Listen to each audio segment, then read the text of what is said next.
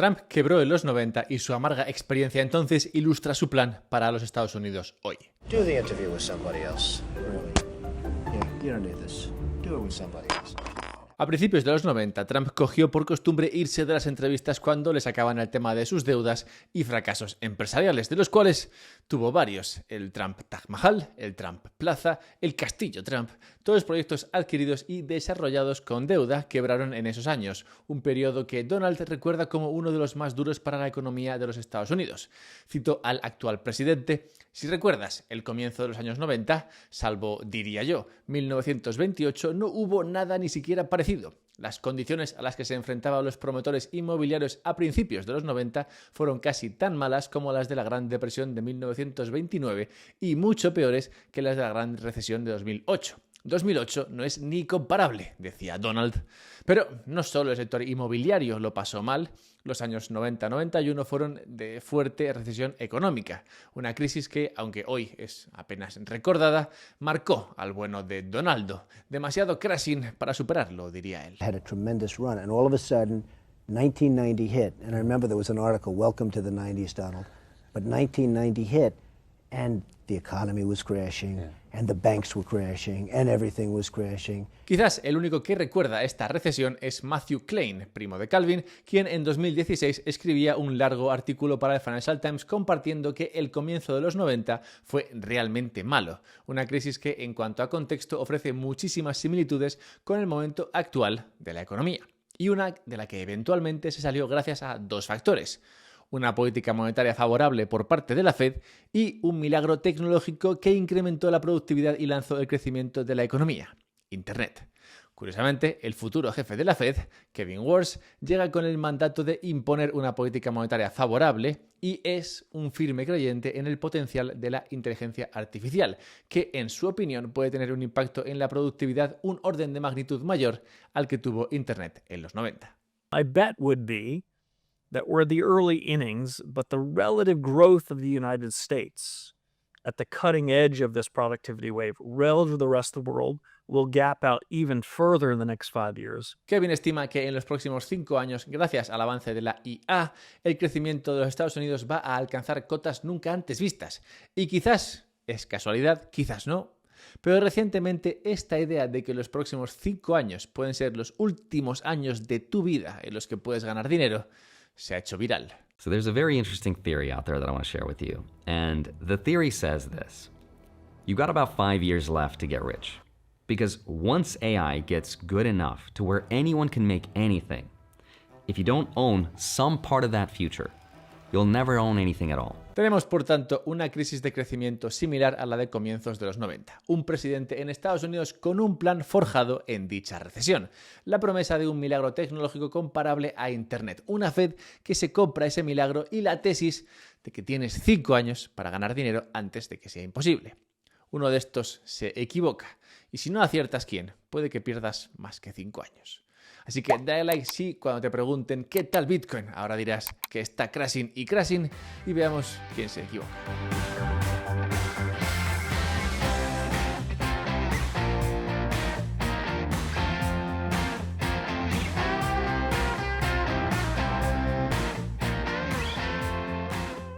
...1990 en Estados Unidos, una recesión olvidada por casi todos y que siguió un guión muy parecido al vivido los últimos años.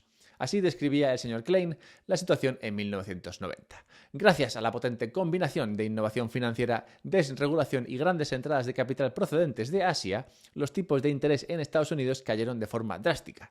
Las personas respondieron a la caída de los costes de endeudamiento aumentando su nivel de deuda. Los propietarios contrataron hipotecas más grandes, las empresas emitieron más bonos y las firmas de capital riesgo se embarcaron en una orgía sin precedentes de compras apalancadas. Los bancos y los promotores inmobiliarios también se hincharon, con el crédito fácil sosteniendo precios de los activos cada vez más altos. Creo que aquí se refería específicamente a Donald. Mientras el futuro presidente vivía la vida loca y se compraba todos los casinos que podía, desde la Fed analizaban el acuciante problema de la deuda con un tono muy parecido al que se escucha hoy cuando su tamaño absoluto es 9 veces mayor. Henry Kaufman, de la Fed, escribía a finales de los 80 que la realidad es que nuestro problema de deuda no va a desaparecer. No hay soluciones fáciles, el problema de la deuda tiene muchas dimensiones. La más visible y la más comentada es su rápido crecimiento. A finales de 1985, decía Kaufman, la deuda total de los mercados de crédito ascendía a 8,2 billones de dólares, frente a 4,6 al comienzo de la década y 1,6 en 1970. Pero no es menos cierto el hecho de que, a pesar de la creciente acumulación de deuda, tanto la economía como los mercados financieros han sobrevivido. El problema, por tanto, no va a desaparecer, avisaba correctamente Kaufman, de hecho ha crecido mucho en este tiempo. En consecuencia, Kaufman recomendaba que la política monetaria debía asumir el riesgo y errar aún más del lado de la acomodación, es decir, bajar más los tipos de interés para aliviar la carga de la deuda en Estados Unidos y dar una vida extra a los prestatarios como Donald Trump. Sin embargo, esto no fue lo que acabó pasando. La Reserva Federal, temiendo que la inflación se convirtiese en un problema, endureció su política de forma drástica, quebrando a Trump y a sus colegas. La caída de los precios inmobiliarios provocó cierres generalizados de bancos y una crisis de liquidez. Todo se agravó por el optimismo de la Fed sobre el ritmo de la recuperación, que decían algo así como que la recesión era transitoria. Esta postura implicó recortes de tipos más lentos de lo que habrían preferido los críticos externos. Seguramente está aludiendo también a Trump entre esos críticos externos de aquel entonces. Burbuja, subida de tipos, explosión de la burbuja y bajadas demasiado lentas de los tipos de interés.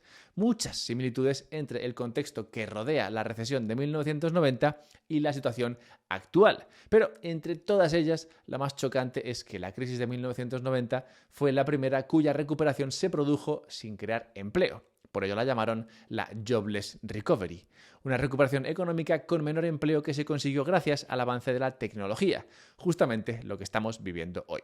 Weekly jobless comes rising unexpectedly to 231,000. That's against the prior week. Los datos de empleo sorprenden negativamente mes a mes, mientras que el crecimiento en la economía sorprende en la dirección contraria. La última revisión del dato de PIB en Estados Unidos para el cuarto trimestre del año pasado arrojó una subida del 3,7%, muy por encima de la media reciente. En teoría, si mantienes ese ritmo de crecimiento, la deuda deja de ser un problema. Esto es lo que aprendió Trump en los años 90. What's your plan in your second term to control spending?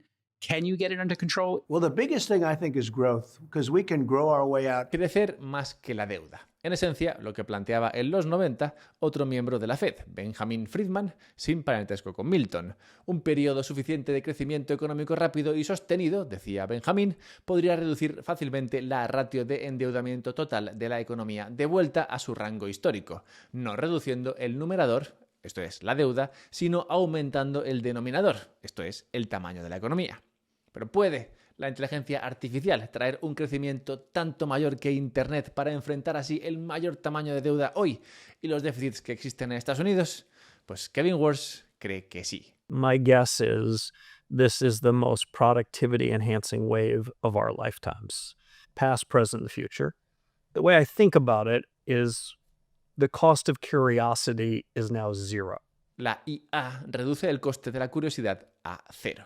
Y antes de ver el impacto de esta realidad, si la tuya es que tienes poco dinero, como yo, pues igual te interesa saber que Kraken está en plena campaña de regalo de dólares, más o menos. Resulta que hasta el día 9 de marzo, Kraken macheará el 3% de lo que tú deposites a través de la aplicación. Es decir, no funciona desde la web. O sea que puedes depositar máximo $1 millón o de euros para tu DCA típico mensual y Kraken te ingresará un 3% de esa cantidad para que te puedas sentir un poquito más rico. Con ese depósito no hace falta comprar nada inmediatamente, todo lo que vayas depositando en las veces que quieras hasta ese 9 de marzo y como máximo 1 millón te permitirá recibir un 3% de esa cantidad para que lo uses en la app como y cuando te dé la gana. Luego, eso sí, tendrás que holdear ese balance introducido durante 18 meses, así que te recomendaría ponerlo en algo que históricamente ofrezca buenas y alegres rentabilidades. Puedes descargarte la aplicación desde cualquier móvil y participar de esta oferta ya. También encontrarás un enlace a Kraken desde el enlace que está en la descripción y en el comentario fijado. El 8 de febrero, Andrew Kang publicaba un artículo que se haría viral instantáneamente: El horizonte exponencial. En él comparte la tesis de Kevin Warsh, aunque es menos cauto al expresarla. Cito a Kang. Los próximos 3 a 10 años de crecimiento económico real podrían registrarse como eventos de 20 sigmas bajo cualquier distribución histórica, un crecimiento que antes se consideraba casi imposible, impulsado por cambios de segundo y tercer orden sin precedentes. Los modelos de valoración tradicionales no están preparados para poner precio a estas transformaciones. El potencial de subida desbocada es tan vasto que resulta muy difícil capturarlo con los cálculos convencionales de valor presente. Andrew Kang es, optimista con lo que se viene. Pero si tiene razón, incluso si el movimiento que viene no es de 20 sigmas, sino algo mucho más moderado, podría ser, como dice, uno de los momentos asimétricos más profundamente únicos de la historia. En opinión de Kevin Warsh, lo único que tiene que hacer el gobierno y el Banco Central para incrementar, para mejorar la probabilidad de que ese destino se produzca es no molestar. I don't happen to believe that the most efficient government is the most important thing. The most important thing is the most efficient economy, the most productive economy. And if the government doesn't do much to screw that up, that'd be okay. Si el gobierno no molesta, la economía encuentra la forma de salir adelante. Una tesis que rara vez escuchamos entre personas que se dedican a los cargos públicos, pero que sí encontramos a menudo entre los actores del sector privado. Por ejemplo, el inversor Stanley Druckenmiller, mentor de Kevin Warsh, compartía hace años en una entrevista que el principal obstáculo para la bolsa y los mercados en general es una economía en auge. La razón es simple. Según Stanley, una vez que la economía alcanza un determinado nivel de aceleración, no solo la Fed deja de estar de tu lado, sino que, tal y como vemos nosotros, decía Stanley, empiezan a suceder 3 cosas muy malas para la economía. Primero, la Fed, en lugar de intentar impulsar la economía, empieza a preocuparse por la inflación y porque las cosas se calienten demasiado, como dicen ellos, así que intenta enfriar la situación. Eso retira dinero de los activos financieros, reduciendo la liquidez global. Recordemos que esto es precisamente lo que ocurrió en los años 90, para desgracia de Donald. Esa es la primera cosa que ocurre. La segunda, continúa Stanley, las empresas empiezan a tener que acumular inventarios, lo que de nuevo saca dinero de los activos financieros y lo desplaza hacia el sector real. Y por último, si las cosas se calientan de verdad, las empresas empiezan a incurrir en gasto de capital. Las 3 decisiones tienden a reducir el dinero total disponible para invertir en acciones y los precios de esas acciones obviamente bajan. Pero el gran problema que encuentra Stanley en todo esto es que se crea una situación muy perversa por culpa del Banco Central. Y es que cuando la economía va mal, la Fed empuja dinero de los activos reales que podrían recuperar la economía hacia los activos financieros, donde no van a recuperar nada. Y cuando la economía consigue reponerse, ocurre justo lo contrario. Y a esto es a lo que se refiere Kevin cuando dice que lo mejor que puede hacer un gobierno o un ente gubernamental como el Banco Central es no molestar.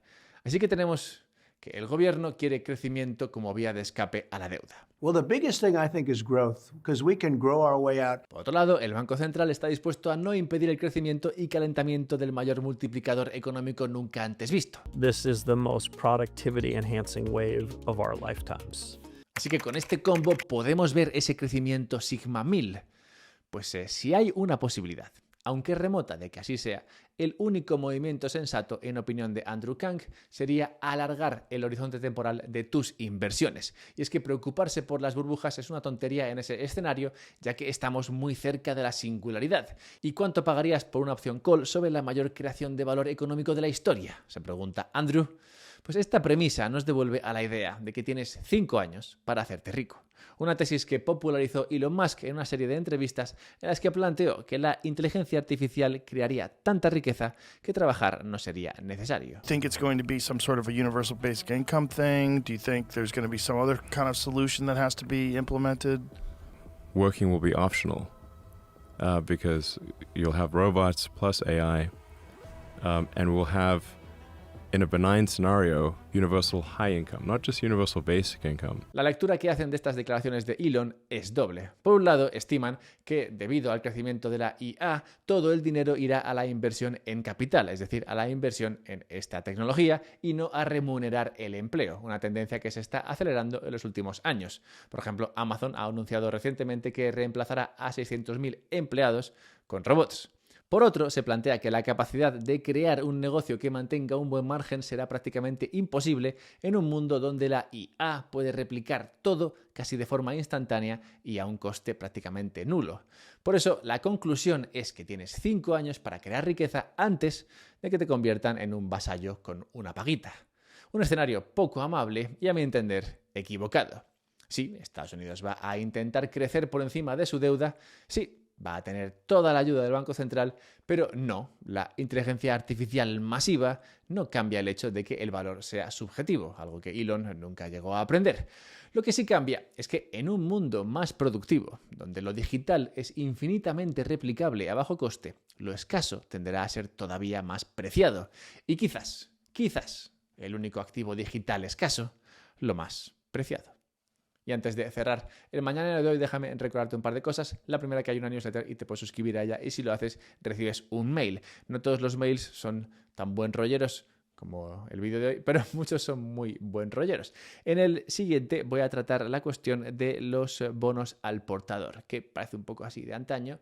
Efectivamente es una cuestión de antaño, pero que sí que arroja muchas lecturas sobre lo que puede pasar con Bitcoin y demás. Pues estos bonos al portador son prácticamente lo más parecido que hemos tenido a algo como Bitcoin. Bueno, no prácticamente. Bueno, ya lo verás. Te puedes suscribir y lo leerás, o te puedes suscribir y leer todo lo demás. Como también te puedes apuntar a venirte a la Mad Bitcoin, este evento que se producirá en Madrid en mayo, del 9 al 12 de mayo, donde se juntarán un montón de tesoreras de Bitcoin, de bancos, de empresas que irán a ver cómo se está usando Bitcoin dentro de las finanzas y a comprender cómo puede este activo ser usado a nivel empresarial, a nivel bancario y demás. Así que si te interesa este rollo y te interesa escuchar a todos los de las tesoreras posibles del planeta, pues vente a Madrid, a la Mad Bitcoin, y usa el código Alberto10 para tener un descuento en tus entradas. Y cerremos el todo recordando el nacimiento en tal día como hoy de no otro que uno que viene muy al caso, Charles Darwin, quien, como sabéis, escribió esta teoría sobre la evolución de las especies que explica cómo hemos llegado a tener a alguien como tú. Y esta teoría de la evolución creo que también es aplicable al valor, y es que obviamente vemos cómo las cosas cambian de valor en base a cómo cambia el mundo, y creo, como he terminado diciendo, que el mundo que veremos será uno en el que lo que hoy estimamos valioso puede ser que no encontremos valioso simplemente porque será mucho más accesible, pero otras cosas que hoy encontramos menos valiosas, pues seguramente encontremos mucho más valiosas.